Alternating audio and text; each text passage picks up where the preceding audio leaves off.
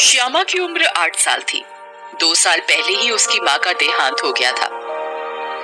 घर में श्यामा और उसके पिता के अलावा तीसरा कोई नहीं था। श्यामा के पापा पहले श्यामा को तैयार करते, उसका लंच बनाते, उसे स्कूल भेजते थे, फिर अपने ऑफिस जाते थे। एक दिन श्यामा के पिता उसके बाल बना रहे थे। जल्दी करो पापा, एक ही चोटी बनाने में आपने इतनी देर लगा दी। मम्मी होती तो 1 मिनट में कर देती। क्या करूं बेटा, तेरी माँ जैसा हुनर मुझ में नहीं है। इसीलिए तो कहती हूँ कि मेरे लिए नई माँ लेकर आओ। नई माँ मुझे तैयार करेगी, मेरा लंच भी बना देंगी और रात को मुझे कहानियां भी सुनाएंगी। पापा कुछ नहीं बोले, मगर उनके मन में ये बात घूमती रही। ये पहली बार नहीं था जब श्यामा ने ऐसा कहा था। इससे पहले श्यामा ने और उनके ऑफिस के दोस्तों ने भी उन्हें दूसरी शादी करने का सुझाव दिया था। अरे यार, अभी तुम्हारी उम्र ही क्या है? क्या सारी उम्र अकेले रह पाओगे? और ये भी तो सोचो कि घर में एक औरत होगी तो तुम्हारा बोझ भी कम होगा, और आजकल दूसरी शादी को कोई बुरा भी नहीं मानता है। हाँ। वो सब तो ठीक है, मगर डर लगता है कि कहीं जिसे मैं श्यामा की माँ बना कर लाऊं, वो उसे प्यार दे भी पाएगी या नहीं। अरे यार, अब वो जमाना गया। हाँ? अब ये सौतेला वोतेला कोई नहीं देखता। तुम बेधड़क शादी करो। हाँ। इसके कुछ दिनों के बाद पापा सचमुच श्यामा के लिए एक नई माँ लेकर आ गए। नई माँ को देखकर श्यामा बहुत खुश हुई। नई माँ का नाम सुशीला था। जिस अस्पताल में श्यामा की माँ की मौत हुई थी, वो उसी अस्पताल में नर्स थी। वो एक नंबर की लालची किस्म की औरत थी। वो अस्पताल में वहाँ के कंपाउंडर शंकर और डॉक्टर भंडारी के साथ मिलकर लोगों के शरीर के अंग निकालकर उनका सौदा किया करते थे।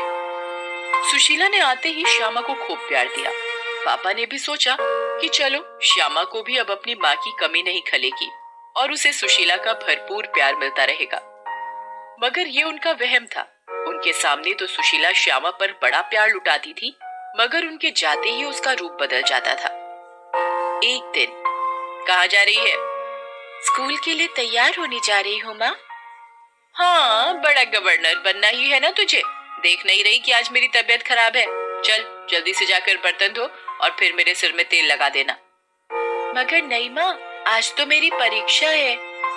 इस बात के जवाब में सुशीला ने उसे 2 झापड़ लगा दिए। बेचारी श्यामा रोते सिसकते घर का काम करने लगी। उस दिन के बाद तो ऐसा अक्सर होने लगा। सुशीला जब तब बीमारी का बहाना बनाकर श्यामा को स्कूल नहीं जाने देती थी। डर के मारे श्यामा ये सब बातें अपने पापा को भी नहीं बता पाती थी। जब श्यामा टीवी देख रही थी, देखो इस महारानी को, ये महारानी या तो पूरे दिन टीवी में घुसी रहेगी या पूरे दिन चढ़ती रहेगी। ए महारानी, अगर तेरा टीवी देखना खत्म हो गया हो तो चलकर घर का कुछ काम ही कर ले। काम की ना काज की, दुश्मन अनाज की। एक दिन श्यामा स्कूल गई थी और उसके पापा ऑफिस। तभी सुशीला से मिलने उसके अस्पताल का दोस्त शंकर आया। और सुशीला जी, कैसी कट रही है? जलाओ मत शंकर, तुमने तो कहा था कि राज करूंगी इस घर में, मगर यहाँ तो इस बाप बेटी के नखरे उठाने पड़ते हैं। तुम बताओ यहाँ आना कैसे हुआ? 2 लाख कमाने हैं। 2 लाख? शहर के रईस घनश्याम दास के 8 साल के बेटे के दिल में छेद है। उसे एक दिल की जरूरत है। तो क्या तुम्हारी लाडली बेटी की उम्र भी तो 8 साल है। दिल का ऑपरेशन 1 महीने के भीतर हो जाना चाहिए। बोलो क्या कहती हो? सुशीला पर लालच का नशा चढ़ चुका था। वह बोली, अगले हफ्ते श्यामा के पिता ऑफिस के काम से दिल्ली जाने वाले हैं। घर पर सिर्फ मैं और श्यामा ही रहेंगे। तब मैं उसे लेकर डॉक्टर भंडारी के पास आ जाऊंगी। मगर उसके पिता को क्या जवाब दूंगी? अरे डॉक्टर भंडारी किस दिन काम आएंगे? उनसे कहकर एक झूठा सर्टिफिकेट तैयार करवा लेंगे कि अचानक से लड़की का हार्ट फेल हो गया और वो मर गई। बस। इस तरह अपनी योजना बनाकर दोनों काम पर लग गए। अगले हफ्ते जब श्यामा के पिता दिल्ली चले गए, तब एक दिन, अरे ओ श्यामा, चल जल्दी से तैयार हो जा। कहाँ जाना है माँ? पहले तो अस्पताल में अपना चेकअप करवाऊंगी, फिर हम दोनों बाजार घूमेंगे। ठीक है माँ। फिर दोनों अस्पताल पहुंचते हैं। वहाँ डॉक्टर भंडारी और शंकर पहले से ही मौजूद होते हैं। कितनी प्यारी बच्ची है। शंकर, अब इसके लिए एक पेप्सी लेकर आओ। शंकर पेप्सी लेकर आता है जिसमें बेहोशी की दवा मिली हुई होती है। उसे पीते ही श्यामा बेहोश हो जाती है। फिर डॉक्टर भंडारी उसका ऑपरेशन कर उसका दिल निकाल लेता है। इसके बाद श्यामा के मृत शरीर को शहर के शमशान में ही दफना दिया जाता है। इसके कुछ दिनों बाद जब श्यामा के पिता घर आते हैं तो वो श्यामा को पुकारते हैं। श्यामा, श्यामा, कहाँ है बेटा तू? देख, दिल्ली से जैसा तूने कहा था वैसे ही गुड़िया लेकर आया हूँ। तभी सुशीला बाहर आती है और दहाड़े मारकर रोते हुए कहती है, अब किसे पुकार रहे हो? श्यामा तो हमें कब का छोड़कर इस दुनिया से जा चुकी है। श्यामा के पिता पर तो जैसे आसमान टूट पड़ा। आंखों से आंसू की धारा फूट पड़ी। रोते रोते उन्होंने कहा, कैसे हुआ ये सब? सुशीला ने एक झूठी कहानी सुनाते हुए उन्हें डॉक्टर भंडारी का जारी किया गया डेथ सर्टिफिकेट दिखा दिया। इसके बाद श्यामा के पापा श्यामा की याद में घंटों आंसू बहाते रहते। उधर सुशीला खुश हो रही थी कि चलो बला टली। इसके कुछ दिनों बाद श्यामा के पापा के जाने के बाद शंकर फिर सुशीला से मिलने आया। अरे आज फिर? अब क्या मुसीबत आन पड़ी? डॉक्टर भंडारी ने भिजवाया है, तो किडनियों की जरूरत है। अब मैं किडनियां कहाँ से लाऊं? क्यों, तेरे पति की किडनियां नहीं है क्या? सोच ले, 5 लाख मिलेंगे और तेरे पति के मरने के बाद ये घर भी तेरे नाम हो जाएगा। और कोई पूछेगा तो डॉक्टर भंडारी तो है ही। सुशीला के मन में पाप घर कर गया। पैसे और घर के लालच में आकर उसने हामी भर दी। अगली रात ही श्यामा के पिता को बेहोश करके अस्पताल ले जाया गया। श्यामा के पिता ऑपरेशन के लिए बेड पर लेटे थे। डॉक्टर भंडारी ने चीरा लगाने के लिए चाकू उठाया ही था कि अचानक कमरे की लाइटें अपने आप जलने बुझने लगी।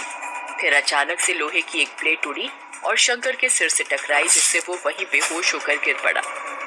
इधर डॉक्टर भंडारी को लगा कि जैसे किसी ने उसका हाथ पकड़कर उसी के चाकू को उसकी जांघ में घुसेड़ दिया।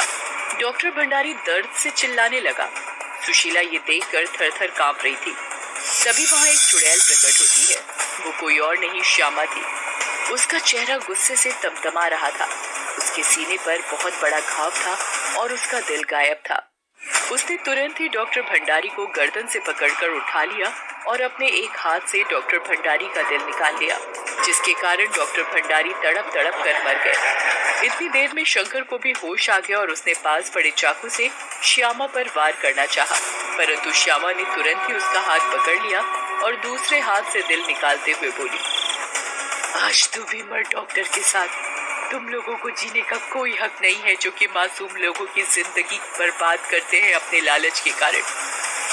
ये सब देखकर सुशीला जोर जोर से चिल्लाने लगी, बचाओ बचाओ।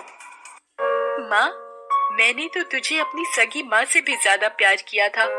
मैं तेरे सारे जुल्म सहते हुए भी बहुत खुश थी। तू मेरे साथ ऐसे कैसे कर सकती है? मेरे साथ तो जो तूने किया उसे तो मैं माफ भी कर दूं, मगर आज तू मेरे पापा को भी मारना चाहती है।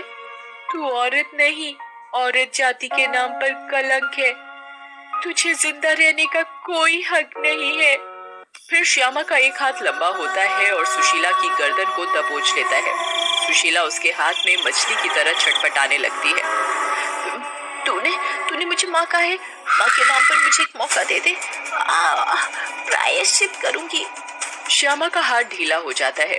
अगली सुबह जब श्यामा के पापा की आंख खुलती है तो वो खुद को अपने बिस्तर पर पाते हैं और सामने टीवी पर खबर चल रही होती है कि सुशीला ने अपने सारे गुनाह पुलिस के सामने कबूल कर लिए थे और पुलिस ने उसे डॉक्टर और शंकर के खून के जुर्म में शामिल होना माना।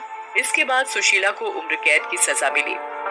श्यामा के पिता ने श्यामा की याद में एक अनाथ आश्रम खोला, जहाँ आज सैकड़ों अनाथ बच्चों का लालन पालन बड़े प्यार से होता है।